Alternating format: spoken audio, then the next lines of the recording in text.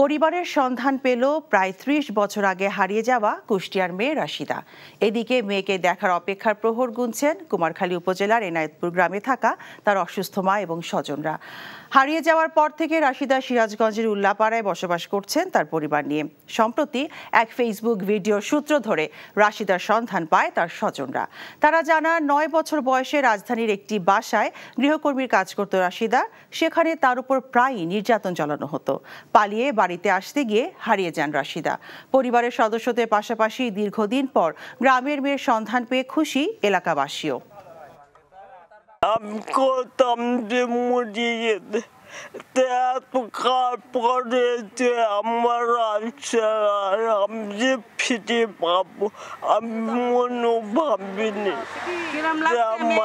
কেমন লাগছে মেয়ে বেঁচে আছে শুনে? ভালো লাগতেছে। রাশিদা ৩০ বছর আগে হারিয়ে গিয়েছিল, এখন শুনতেছি বেঁচে আছে, সে ফিরে আসতেছে, খুব আনন্দিত লাগছে আমার। বিকাশে কম খরচে ক্যাশ আউটের লিমিট বেড়ে ৫০,০০০, প্রিয় এজেন্টও ২টা।